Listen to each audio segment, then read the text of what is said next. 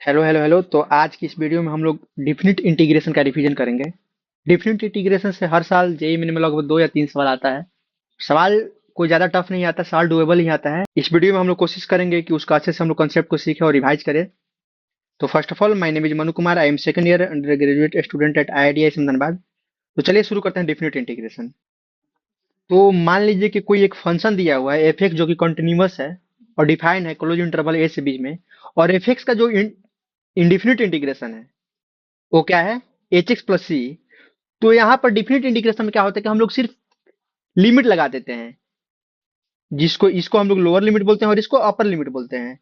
और उसका अगर हम लोग इसमें क्या होता है कि सबसे पहले हम लोग अपर लिमिट को पुट करते हैं, जो उसका इंडिफिनिट इंटीग्रेशन आया हुआ है उसमें अपर लिमिट को पुट करेंगे, माइनस करेंगे क्या, लोअर लिमिट को पुट करके। तो वहां से कांस्टेंट क्या हो जाएगा, हट जाएगा।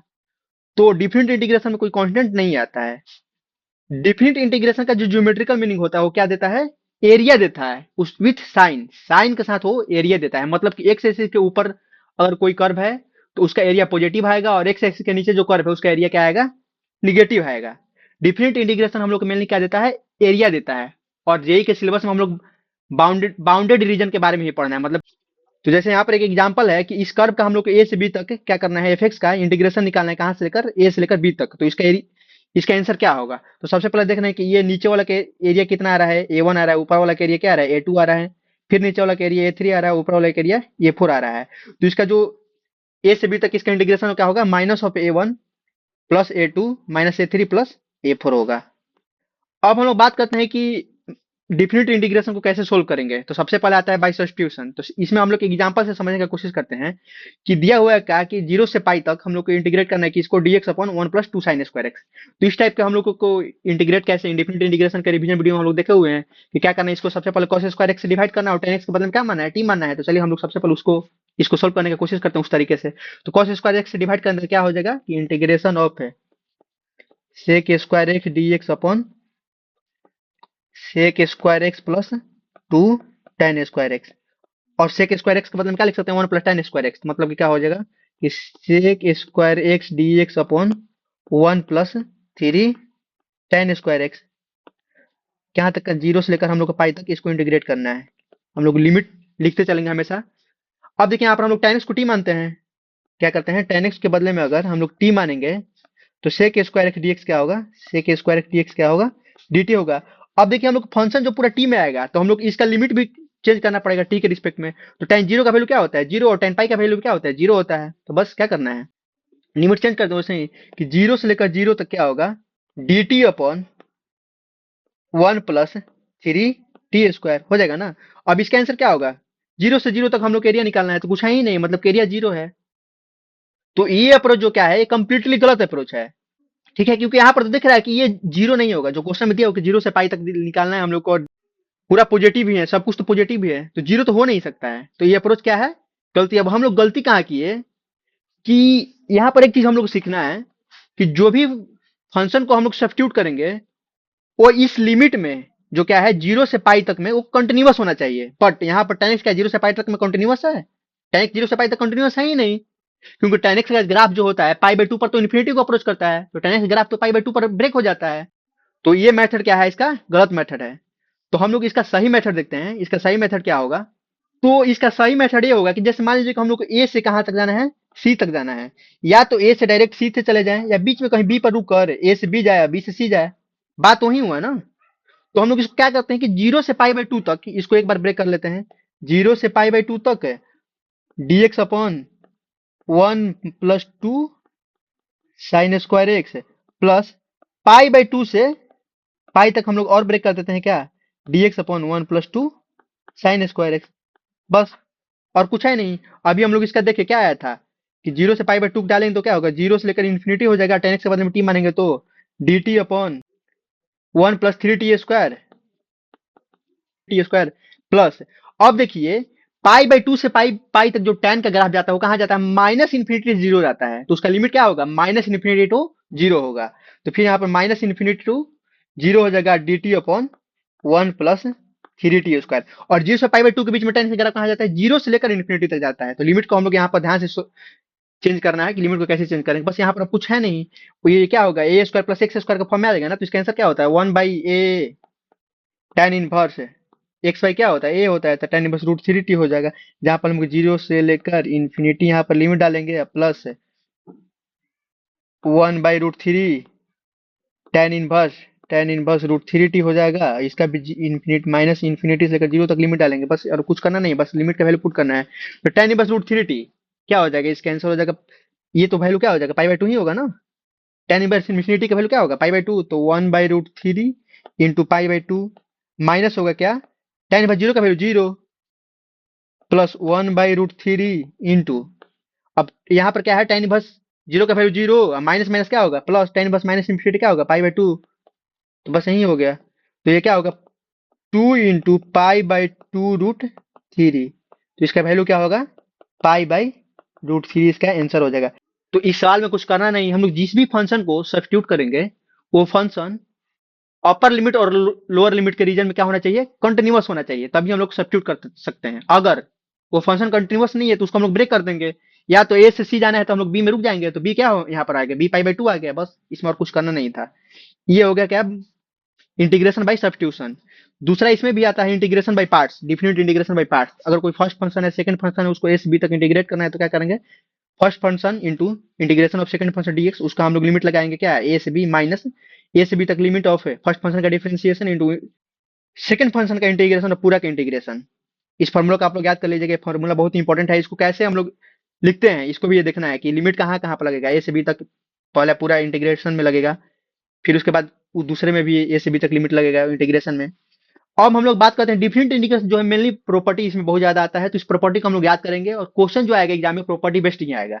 तो सबसे पहला एक प्रॉपर्टी यहाँ पर क्या आता है कि ए से बी तक एफ एक्स टी एक्स कर रहे हैं, तो हम इस जो इसका वैल्यू होगा इक्वल क्या है, ए से बी तक एफ टी डी टी, मतलब कि अगर हम लोग वेरिएबल को चेंज कर रहे हैं तो इंटीग्रेशन में कोई इफेक्ट नहीं पड़ेगा, एक्स के बदले में हम लोग वाई भी लिख सकते हैं। तो बस ये तो बहुत ही ऑब्वियस प्रॉपर्टी है, कोई दिक्कत की बात इसमें है नहीं। अब देख बोल रहे दूसरा प्रॉपर्टी क्या है, लिमिट इंटरचेंज करने पर अगर अपर लिमिट और लोअर लिमिट के इंटरचेंज करेंगे तो उसके ऊपर क्या आता है कि एक में निगेटिव का साइन आ जाता है, क्योंकि इसका आंसर क्या आएगा, जैसे अगर ए से बी तक हम लोग कर रहे हैं एफ एक्स डी एक्स कर रहे हैं, तो इसका आंसर आएगा एफ ऑफ, मान लीजिए कि F of B minus F of A आया, एफ ऑफ ए आया।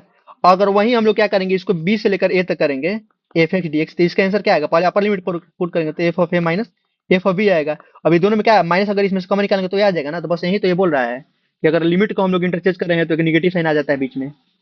तीसरा प्रॉपर्टी क्या है कि ए से बी तक एफ एक्स डी एक्स को हम लोग को इंटीग्रेट करना है, तो उसमें हम लोग क्या करेंगे कि बीच में कहीं हम लोग रुक सकते हैं सी पर, एक सी पॉइंट अगर बीच में है, ए और बी के बीच में एक पॉइंट सी है, तो ए से सी तक पहले इंटीग्रेट करेंगे, फिर सी से बी तक इंटीग्रेट करेंगे। और इसका जनरल जनरल केस हम लोग देखेंगे तो क्या होगा कि एफ एक्स डी एक्स बहुत सारा कॉन्स्टेंट में हम लोग इसको इंटीग्रेट करते हैं छोटे छोटे छोटे छोटे पार्ट में। बस ये हम लोग को ध्यान रखना है कि जो भी हम लोग लिमिट लगा रहे हैं उस लिमिट में वो फंक्शन जो है क्या होना चाहिए, कॉन्टिन्यूअस होना चाहिए, नहीं तो हम लोग उसको नहीं कर सकते हैं। चौथा प्रॉपर्टी क्या है कि माइनस ए से लेकर ए तक एफ एक्स डी एक्स का जो वैल्यू होगा क्या होगा, जीरो से लेकर A F x plus F of minus X D X के इक्वल होगा, ठीक है। और इसमें अगर क्या है कि अगर एफ एक्स इवन है तो टू टाइम्स ऑफ जीरो से एफ एक्स लिख सकते हैं, क्योंकि एफ एक्स इवन है तो f of x equal to f of minus x होता है, और एफ एक्स ऑड है तो इसका वैल्यू क्या होगा, जीरो होगा, क्योंकि ऑड फंक्शन में क्या होता है, F of x equal to minus times of F of minus x होता है। ये इसका चौथा प्रॉपर्टी है, आप लोग सब प्रॉपर्टी को लिखते चलिएगा, याद करते चलिएगा। पांचवा इसका प्रॉपर्टी क्या आ रहा है कि अगर ए से बी तक एफ एक्स डी एक्स है तो उसको हम लोग लिमिट इसको क्या कर सकते हैं, उस फंक्शन में हम लोग एक्स के बदले में क्या लिख सकते हैं, a plus b minus x, ठीक है। ए से b f x D x जो है होगा इक्वल होगा किसके, इंटीग्रेशन ए से b f of A plus b minus x. और इसमें एक आता है क्या, जीरो से एफ एक्स डी एक्स होगा किसके इक्वल होगा, जीरो से लेकर ए तक F of a minus x के इक्वल होगा। इसका हम लोग दोनों इस प्रॉपर्टी का बहुत ज्यादा यूज होता है, पांचवा जो प्रॉपर्टी इसका बहुत ज्यादा यूज होता है, जेईई में भी से भर भर के क्वेश्चन आया हुआ है, तो इस प्रॉपर्टी को आप लोग याद कीजिएगा, इस पर क्वेश्चन का प्रैक्टिस कीजिएगा। देखिए इसमें एक सवाल एग्जांपल दिया हुआ है कि जीरो से वन तक हम लोग इसको इंटीग्रेट करना है, तो इसके बाद हम लोग क्या मान लेते हैं, आई है, क्या होगा, जीरो से वन तक X into one minus x के पावर 99 डी एक्स है। तो हम लोग इस प्रॉपर्टी का यूज करते हैं क्या, जीरो से ए तक के, एक्स के बदले में क्या लिख सकते हैं, ए माइनस एक्स लिख सकते हैं, देखिए बदले में एक्स माइनस लिख लेंगे, तो आई इक्वल टू क्या होगा, जीरो से वन, एक्स के बदले में क्या लिखना है, वन माइनस एक्स इंटू, इसके बदले में क्या लिखना है, एक्स के बदले में वन माइनस एक्स के पावर पूरा के पावर 99 डी एक्स, ठीक है। तो यहाँ से आई जो होगा क्या होगा, जीरो से लेकर वन तक one minus x into x के पावर 99 डी एक्स होगा। इसको हम लोग क्या करते हैं, मल्टीप्लीकेशन कर लेते हैं, तो आई इक्वल टू क्या होगा, जीरो से लेकर 1 तक x to the power 99 minus zero से लेकर 1 तक x to the power 100 dx, यहाँ पर भी dx है, तो अब इसका आंसर क्या होगा?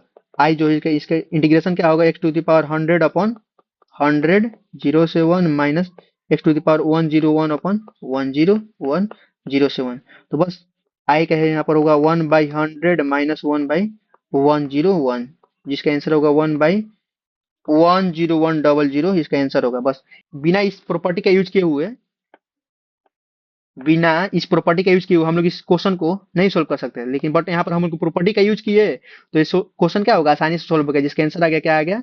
1/10100, इसका आंसर हो गया।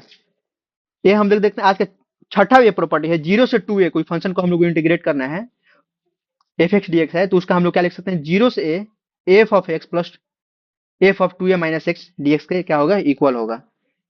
इसमें क्या आता है कि अगर कोई फंक्शन अगर F of 2a minus X अगर एफ एक्स की इक्वल है तो टू टाइम्स हम अब लिख सकते हैं क्या? जीरो से एफ एक्स हाफ, इसको प्रॉपर्टी को हम लोग क्या करना है? हाफ करना है। यहाँ पर 2a है और यहाँ पर क्या आ रहा है? ए आ रहा है, बस लिमिट को हम लोग हाफ कर देना है इसमें, और कुछ नहीं करना है। और F of 2a minus X अगर minus of F X equal होगा तो इसका आंसर क्या होगा? जीरो होगा। ये टोटल हम लोग 6 प्रॉपर्टी डिस्कस किए, जिसमें से पहला प्रॉपर्टी क्या था कि एक्स के बदले में हम लोग टी रिप्लेस कर देंगे तो कोई फंक्शन में कोई चेंज नहीं आएगा, और लिमिट अगर हम लोग चेंज कर रहे हैं तो उसमें क्या लिखना होगा? माइनस साइन लिखना होगा। तीसरा प्रॉपर्टी उसमें था कि बीच में हम लोग उसको कांस्टेंट को तोड़ सकते हैं, अगर लिमिट जो है बीच में हम लोग उसको लिमिट को तोड़ सकते हैं, कि ए से बी जाना है तो हम लोग ए से पहले सी जाएंगे फिर बी जाएंगे, या तो ए से सी1 जाएंगे, सी2 जाएंगे, सी3 जाएंगे, फिर बी जाएंगे। फिर चौथा प्रॉपर्टी था कि माइनस ऑफ ए से लेकर ए तक, तो उसका इंटीग्रेशन हम लोग करना था, तो जीरो से ए और F of x plus F of minus x हम लोग को लिखना था। और इसमें फिर दो केस आ रहा था कि अगर एफ एक्स इवन है तो टू टाइम्स अप हो जाएगा, और एफ एक्स अगर ऑड है तो जीरो का आंसर आएगा, इक्वल। फिर पांचवा प्रॉपर्टी था कि ए से बी तक अगर हम लोग को मानी कि उसको जाना है तो हम लोग क्या लिख सकते हैं? ए से बी तक और F of A plus b minus x, इसको शायद किंग हम लोग किंग रूल भी बोलते हैं, तो ये हो गया। और छठा प्रॉपर्टी क्या था कि जीरो से टू ए जाना था, तो हाफ करना है, हम लोग लिमिट को क्या करना है? हाफ करना है, और क्या लिखना है? F x plus F of 2a minus x के इक्वल लिखना है। अब देखिए हम लोग एक इंपॉर्टेंट रिजल्ट की बात करेंगे, क्या कि जीरो से पाई बाई टू तक हम लोग अगर एल एन साइन एक्स का इंटीग्रेशन करना हो, या जीरो से पाई बाई टू तक एल एन कॉस एक्स का इंटीग्रेशन करना हो, या जीरो से पाई बाई टू तक l n sine two x का इंटीग्रेशन करना हो, तो इसका जो आंसर आएगा क्या आएगा? Minus pi by two l n two के इक्वल आएगा। ठीक है, ये क्वेश्चन बोर्ड के एग्जाम में भी आपसे पूछा जा सकता है, सीबीएसई या बिहार बोर्ड के एग्जाम में इस सवाल को पूछा जाता है, 5 नंबर में ये सवाल आएगा, तो आप लोग इसको सोल्व करने का कोशिश कीजिएगा। मैं इसका प्रॉपर्टी को लिख दिया हूँ। अब देखते हैं हम लोग सातवां प्रॉपर्टी क्या है कि अगर एफ एक्स कोई पीरियोडिक फंक्शन है जिसका पीरियड टी है, तो हम लोग इसमें क्या एग्जाम्पल लेकर हम लोग इसको समझने की कोशिश करेंगे? फ्रैक्शनल पार्ट फंक्शन का जो पीरियड क्या होता है? पी इक्वल टू के बदले में 1 होता है, और इसका ग्राफ कैसे होता है? एक हो गया तो ये उसका ग्राफ होगा, यही तो उसका ग्राफ होता है जीरो से लेकर 1 तक, जहाँ पर 1 पर ये ब्रेक होता है, जीरो पर जीरो आता है। ये हो गया फ्रैक्शनल पार्ट फंक्शन का ग्राफ। यही ग्राफ हमेशा क्या होता है? ये रिपीट करते रहता है। ये ग्राफ क्या होता है? रिपीट करते रहता है, बस। ये 2 हो गया, ये 3 हो गया, क्योंकि 1.1 का फ्रैक्शनल पार्ट क्या आएगा? 0.1 आएगा। तो अगर हम लोग को इसको पहला इसमें प्रॉपर्टी क्या आता है? जीरो से n t F x D x जो होगा एन टाइम्स ऑफ जीरो से टी तक, मतलब कि क्या, जैसे मान लीजिए कि हम लोग जीरो से लेकर 10 तक जाना है, जहां पर एन क्या है? इंटीजर दिया हुआ है, तो जीरो से 10 तक जाना है, तो हम लोग क्या लिख सकते हैं? 10 टाइम जीरो से 1 तक, क्योंकि इसका एरिया जो आएगा क्या आएगा? उतना ही आएगा, 10 इंटू 1/2 करेंगे तो इसका पूरा 10 का एरिया आ जाएगा कि नहीं? तो यही तो है। या जीरो से हम लोग जो 10 तक जाएंगे तो 10 गो ग्राफ आएगा, सारा ग्राफ का एरिया क्या होगा? सेम होगा। दूसरा प्रॉपर्टी क्या है? ए से ए प्लस एन टी तक अगर हम लोग जाना है, ए से मान लीजिए कि हम लोग ए कहाँ यहीं पर है, और यहाँ से हम लोग को यहाँ तक जाना है, ए से ये हो गया और इतना ही हम लोग यहाँ तक जाना है, तो इसमें कितना एन ही तो आ रहा है, टोटल एन ही ऐसा होगा जो माने कि ये ट्रायंगल बनेगा, एन ट्रायंगल बनेगा, तो उसका हम लोग क्या लिख सकते हैं कि एन टाइम्स ऑफ जीरो से T F x D x लिख सकते हैं। फिर आ रहा है एम टी से लेकर एन टी तक, मतलब कि हम लोग को 3 से जाना है 6 तक, तो क्या लिख सकते हैं? 6 - 3 टाइम्स ऑफ जीरो से टी तक, वही तो लिखेंगे ना, 6 - 3 टाइम्स ऑफ, क्योंकि तो उसमें टोटल तीन ही ट्रायंगल बनेगा जिसका हम लोग को एरिया लिखना है। तो बस ये हो गया तीसरा प्रॉपर्टी। चौथा प्रॉपर्टी आ रहा है कि एन टी से लेकर ए प्लस एन टी तक है, तो एन टी है 5t है और हम लोग को 6.5t तक जाना है, तो क्या हम लोग जा रहे हैं? जीरो से 1.5 ही तो आगे बढ़ रहे हैं, तो बस इसको हम लोग क्या लिख सकते हैं? एन टी से ए प्लस एन टी का हम लोग लिख सकते हैं क्या? जीरो से एफ एक्स डी एक्स है। और फिर है ए प्लस एन टी से बी प्लस एन टी तक जा रहे हैं, तो हम लोग क्या लिख सकते हैं, ए से b f x D x लिख सकते हैं। तो इस प्रॉपर्टी को समझने के लिए सबसे बढ़िया एग्जांपल क्या है, फ्रैक्शनल पार्ट फंक्शन हम लोग ले लेंगे, जिसका पीरियड क्या होता है, टी होता है, और उससे हम लोग सारी इस प्रॉपर्टी को, पांचों जो प्रॉपर्टी उसको आराम से हम लोग समझ सकते हैं। ये बहुत ही पांचों आसान प्रॉपर्टी, अगर हम लोग इसके बदले में फ्रैक्शनल पार्ट फंक्शन ले लेंगे तो, क्योंकि फ्रैक्शनल पार्ट फंक्शन का पीरियड क्या होता है, 1 होता है। तो इसमें सवाल आता है कि दो इंटीग्रल को हम लोग को क्या होना है, रिलेट करना होता है। जैसे हम लोग एग्जांपल देखते हैं कि एफ एक्स इक्वल टू ई के पावर एक्स अपॉन 1 प्लस ई के पावर एक्स है, और आई वन का वैल्यू ये है और आई टू का वैल्यू ये है, तो हम लोग I one by I two निकालना है, मतलब आई वन और आई टू को हम लोग क्या करना है, रिलेट करना है। तो इस सवाल को हम लोग सोल्व करके देखते हैं। आप लोग आगे अगर सवाल आएगा रिलेटिंग करने का इंटीग्रल को, तो आप लोग उसको ऐसे ही अप्रोच करने का कोशिश कीजिएगा। तो सबसे पहले हम लोग देखते हैं कि एफ ऑफ ए क्या होता है। एफ ऑफ ए हो जाएगा e to the power A upon 1 plus e to the power A के बराबर होगा। और एफ ऑफ माइनस ए क्या होता है, to the power minus A upon 1 plus e to the power minus A, जिसका वैल्यू होगा क्या, 1 upon e to the power A upon 1 plus 1 upon e to the power A. इसका value क्या होगा, इसका वैल्यू हो गया 1 upon 1 plus e to the power A. तो देखिए हम लोग यहाँ पर क्या देखे कि एफ ऑफ ए जो हुआ प्लस एफ ऑफ माइनस ए होगा, किसके इक्वल हो गया, 1 के इक्वल हो गया। यहाँ पर हम एफ ऑफ ए और एफ ऑफ ए माइनस निकाले, दोनों को जोड़े तो इसका वैल्यू क्या आ गया, 1 के इक्वल आ गया। तो आई वन जो हम लोग को दिया हुआ है, आई वन क्या है, आई वन है integration of F of minus A से लेकर एफ ऑफ ए तक X into G of X into 1 minus X D X है। तो हम लोग यहाँ पर लिखे थे, क्या लिखे थे कि F of A plus F of minus A किसके इक्वल आया है, 1 के इक्वल आया है। तो हम लोग इसको प्रॉपर्टी को यूज करते हैं, ए प्लस बी वाला प्रॉपर्टी को ए प्लस बी माइनस एक्स हम लोग रिप्लेस कर देते हैं। तो आई वन जो होगा क्या होगा, हम लोग एक्स को किससे रिप्लेस करना है, F of A plus F of minus A minus X है, जहां पर F of A plus F of minus A किसके इक्वल आ रहा है, 1 के इक्वल आ रहा है। तो एक्स को हम लोग किससे रिप्लेस करना है, 1 माइनस एक्स से हम लोग को एक्स को रिप्लेस करना है। तो यहाँ पर हो गया कि एफ ऑफ माइनस ए से लेकर एफ ऑफ ए तक 1 minus x times of g of 1 minus x into x हो गया ना, डी एक्स। अब देखिए जो आई वन होगा क्या हुआ कि integration of F of minus A से लेकर एफ ऑफ ए तक G of 1 minus x into X minus integration of F of minus A से लेकर एफ ऑफ ए तक X into G of X into 1 minus X D X के equal आ गया।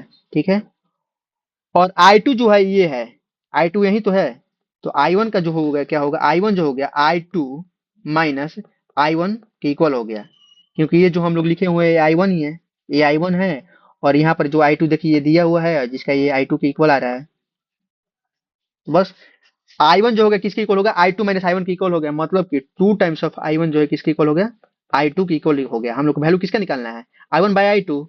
तो I one by I two का value होगा क्या होगा, I one by I two का वैल्यू क्या हो गया, 1/2 के इक्वल आएगा। तो इसमें हम लोग कुछ किया नहीं, सबसे पहले हम लोग एफ ऑफ ए और एफ ऑफ माइनस ए का सम निकाले, जिसका वैल्यू 1 आया। और उसके बाद हम लोग प्रॉपर्टी यूज किया, कौन सा, किंग रूल जो क्या था, ए से बी तक। तो बस वही था। तो इस टाइप का सवाल आता है कि दो इंटीग्रल को रिलेट करना है। मैं आगे इस वीडियो में आप लोगों के लिए एक होमवर्क क्वेश्चन दूंगा, वो अच्छा सवाल है, आप लोग उसको खुद से सोल्व करने की कोशिश कीजिएगा। चलिए देखते हैं आगे, हम लोग लेबनिज रूल पढ़ते हैं। लेबनिज रूल क्या होता है, differentiation on the design of integration. मतलब हम लोग इंटीग्रेशन के साइन के अंदर हम लोग को डिफरेंशिएशन करना है। तो इसको हम लोग सबसे पहले समझ लेते हैं कि ये क्या बोल रहा है। तो यहाँ पर है कि हम लोग एफ एक्स दिया हुआ है, कैपिटल एफ एक्स जो है इसका वैल्यू दिया हुआ है, हम लोग इसको डिफरेंशिएट करना है। तो डिफरेंशिएट करना है तो क्या है कि जो ये फंक्शन है ना, उसमें सबसे पहले हम लोग अपर लिमिट पुट करेंगे और उसका डिफरेंशिएशन, माइनस इस फंक्शन में हम लोग लोअर लिमिट पुट करेंगे और उसका डिफरेंशिएशन। ठीक यही होता है। देखिए जहां एफ ऑफ जी एक्स क्या है, function evaluated at the upper limit, g that x derivative of upper limit. F of h x क्या है, function evaluated at lower limit, और एच डैश एक्स क्या है, derivative of the lower limit है। बस इस लेबनिज रूल से JEE main में हर साल सवाल आता है। हम लोग इसका यूज लिमिट में देखते हैं। अगर कोई 0/0 फॉर्म में है, इंडिटरमिनेट फॉर्म अगर 0/0 के फॉर्म में है, तो 0/0 में क्या होता है, हम लोग ऊपर वाले फंक्शन को क्या करते हैं, डिफरेंशिएट करते हैं, और नीचे वाले फंक्शन को डिफरेंशिएट करते हैं। सोल्व करने का एक उसका तरीका होता है। तो चलिए एक एग्जांपल से हम लोग इस थ्योरम को समझते हैं। तो इसमें एग्जांपल आ रहा है क्या कि limit X tend to zero, zero से X square cos of T square D T upon X sine X. अब देखिए इसका वैल्यू क्या आ रहा है, जीरो आएगा, क्योंकि जीरो से जीरो तक हम लोग एक्स के बदले में जीरो, एक्स स्क्वायर अगर एक्स टेन टू जीरो है तो x square tends to zero होगा, मतलब जीरो से जीरो, तो एरिया जीरो और नीचे भी जीरो आ रहा है। जीरो बाई जीरो फॉर्म का एक लिमिट को हम लोग सवाल को सोल्व करना है, तो इसके लिए क्या करना पड़ता है, ऊपर वाले फंक्शन को डिफरेंशिएशन और नीचे वाले फंक्शन को डिफरेंशिएशन। अब ऊपर वाले फंक्शन को अगर हम लोग ये थ्योरम नहीं पढ़ेंगे तो डिफरेंशिएट कैसे करेंगे, नहीं करेंगे। सबसे पहले तो हम लोग इसको सोल्व करने की कोशिश करेंगे, तो ये सोल्व नहीं होगा। तो हम लोग इस प्रॉपर्टी का, अगर इस थ्योरम का हम लोग यूज करेंगे तो आराम से सोल्व हो जाएगा। तो सबसे पहले हम लोग इसमें क्या करना है कि कॉस ऑफ एक्स स्क्वायर डालेंगे तो एक्स टू द पावर 4 होगा, into x square differentiation 2x plus zero डालेंगे तो वैल्यू जीरो ही हो जाएगा, तो यहाँ पर माइनस में कुछ आएगा नहीं, अपॉन इसका हम लोग क्या करना है डिफरेंशिएशन। तो एक्स को बाहर निकाले, साइन एक्स का डिफरेंशिएशन कॉस एक्स है, प्लस साइन एक्स को बाहर निकाले, एक्स का डिफरेंशिएशन 1, तो लिमिट क्या है एक्स टेंडिंग टू जीरो है। अब देखिए हम लोग एक्स से डिवाइड करते हैं, तो 2 times of cos x to the power 4 upon x cos x by x plus sine x by x. तो यहाँ से एक्स एक्स खत्म हो गया, लिमिट क्या है एक्स टेंडिंग टू जीरो के इक्वल है। तो देखिए एक्स टेंडिंग टू जीरो होता है, साइन एक्स बाई एक्स किसके इक्वल होता है, 1 के इक्वल होता है। और कॉस जीरो का वैल्यू क्या होगा, 1 होगा, और इसका वैल्यू क्या होगा, इसका भी वैल्यू 1 होगा।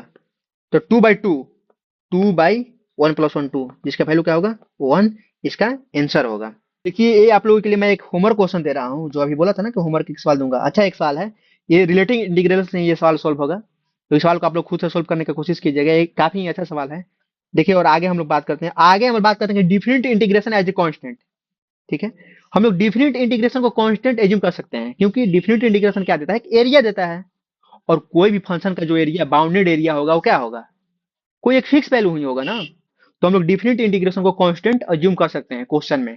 तो सबसे पहले देखिए हम लोग एक सवाल दिया होगा कि F X equal to X plus zero से one T into X, X plus T into F of T D T. तो हम लोग सबसे पहले एफ एक्स को हम लोग अच्छे से लिखने की कोशिश करते हैं, अलग अलग करके, एक्स प्लस जीरो से one T into X into F of T plus zero से one T square F of T D T. F X equal to क्या होगा, एक्स प्लस, एक्स को बाहर निकाले हैं, जीरो से लेकर वन तक T into F of T D T plus zero से लेकर वन तक T square into F of T D T. अब ये देखिए हम लोग इसको मान लेते हैं लेमडा वन, और इसको क्या मान लेते हैं लेमडा टू, यहाँ लेमडा और लेमडा टू क्या है कांस्टेंट है, तो यहाँ से एफ एक्स का वैल्यू निकल गया, एफ एक्स जो हो गया क्या होगा x plus lambda one x plus lambda to के इक्वल आ गया एफ एक्स का वैल्यू। ठीक है, अब हम लोग देखिए निकालना है इंटीग्रेशन किसका, जीरो से लेकर वन तक एफ एक्स डी एक्स निकालना है। तो सबसे पहले हम लोग एफ एक्स निकालना पड़ेगा, देखिए हम लोग लेमडा वन माने हुए हैं, किसको, लेमडा वन है जो किसके इक्वल है, जीरो से वन तक T into F of T D T के इक्वल है, यही तो हम लोग लेमडा वन माने हैं। और एफ ऑफ टी हम लोग लिख लेते हैं सबसे पहले इसको यूज करके, तो lambda one equal to zero से one T into F of T के बदले में क्या लिखेंगे, T plus lambda one T plus lambda two D T. बस हम लोग इसको आराम से लिख सकते हैं कि क्या सोल्व करते हैं आगे। अब जीरो से वन, जीरो से one T square plus lambda one T square plus lambda two T D T है। ठीक है, तो लेमडा वन जो होगा क्या होगा T Q by three plus lambda one T Q by three plus lambda two T square by two, zero से one, यहाँ से लेमडा वन आ गया, किसके इक्वल आ गया 1/3 प्लस लेमडा 1/3 प्लस लेमडा 2/2। तो यहां से हम लोग आगे देखते हैं क्या होगा कि लेमडा वन माइनस लेमडा 1/3 क्या होगा, 2 lambda 1/3 minus lambda 2/2 equal to 1/3 हो गया, मतलब कि 4 lambda 1 minus 3 lambda 2 equal to 2 के आया। ये हो गया इक्वेशन नंबर 1। ठीक है, अब हम लोग लेमडा टू जो माने थे, लेमडा टू माने थे किसको माने थे, लेमडा टू हम लोग माने थे जीरो से लेकर वन तक T square into F of T D T. तो हम एफ ऑफ टी के यहाँ पर भी वैल्यू पुट करते हैं, तो लेमडा टू आएगा क्या आएगा जीरो से लेकर वन तक T square into F of T के बदले में क्या है, एफ ऑफ टी के बदले में हम लोग पुट करेंगे T plus lambda one T plus lambda two, T plus lambda one T plus lambda two D T. बस इसमें कुछ करना नहीं है, अब हम लोग इंटीग्रेट इसको करना है। तो लेमडा टू इक्वल टू हो गया किसके, t to the power 4/4, direct हम लोग इंटीग्रेशन के साथ ही लिख रहे हैं, इंटीग्रेट करके ही लिख रहे हैं, plus lambda one t to the power 4/4 plus lambda two t to the power 3/3। इसका हम लोग लिमिट लेते हैं कहाँ तक, 0 से लेकर 1 तक। तो लेमडा टू आएगा क्या आएगा, 1/4 प्लस लेमडा 1/4 प्लस लेमडा 2/3, और जीरो जब पुट करेंगे तो उसका वैल्यू 0 आएगा। मतलब कि 2 lambda 2/3 minus lambda 1/4 equal to 1/4। इसका हम लोग एलसीएम लेकर सोल्व करेंगे तो आएगा 8 lambda 2 minus 3 lambda 1 equal to 3 के इक्वल आएगा। ये हो गया इक्वेशन नंबर 2। हम लोग इक्वेशन नंबर 1 और इक्वेशन नंबर 2 को हम लोग क्या करते हैं, सोल्व करते हैं। तो इक्वेशन नंबर 1 और इक्वेशन नंबर 2 को जब हम लोग सोल्व किए तो वहां से जो लेमडा 1 और लेमडा 2 का वैल्यू आएगा वो क्या आएगा कि लेमडा 1 जो आएगा आएगा 25/23 के, और लेमडा 2 जो आएगा वो आएगा 18/23 के इक्वल आएगा। तो लेमडा 1 और लेमडा 2 का हम लोग वैल्यू आ गया, तो एफ एक्स हम लोग निकाल दिए ना। एफ एक्स क्या होगा, एक्स प्लस 25/23 एक्स प्लस 18/23, यही तो था एफ एक्स जो था, x plus lambda 1 x plus lambda 2 था।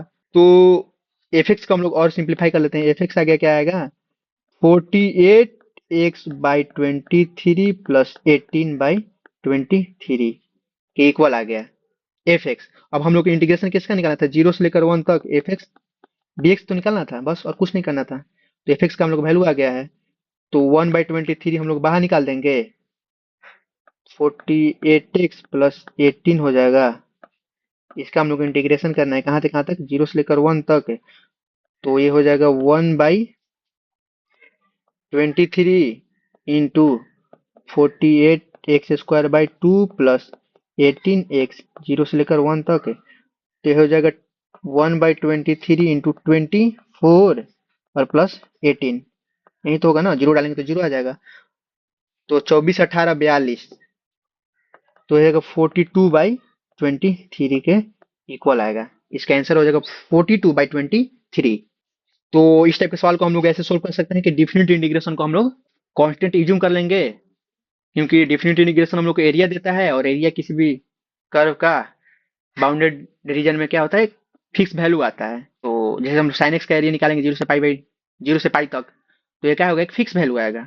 तो बस वही है, उसका हम लोग यूज किए, दो इक्वेशन आया, दोनों इक्वेशन से हम लोग लेमडा 1 और लेमडा 2 का वैल्यू निकाले, तो वहां से एफ एक्स मिल गया, और एफ एक्स को ही तो हम लोग को इंटीग्रेट करना था कहाँ से, 0 से लेकर 1 तक। तो उसको हम लोग आगे सोल्व किए, तो इसका वैल्यू आंसर आ गया क्या आएगा, 42/23 आ गया। ये इसका पार्ट 1 ही होगा। पार्ट 2 में हम लोग कहाँ से शुरू करेंगे, लिमिट एज दी सम से शुरू करेंगे। पार्ट 2 इससे भी इंटरेस्टिंग होगा, उसमें हम लोग अच्छे अच्छे सवाल का डिस्कशन करेंगे। चलिए मिलते हैं अगले वीडियो में, थैंक यू। वीडियो पसंद है तो लाइक कीजिए, चैनल को सब्सक्राइब कीजिए, और इसी जोश के साथ हम लोग अगले वीडियो पार्ट 2 इसका जब आएगा उसमें मिलेंगे। Thank you, wish you all the very best, मिलते हैं अगले वीडियो में।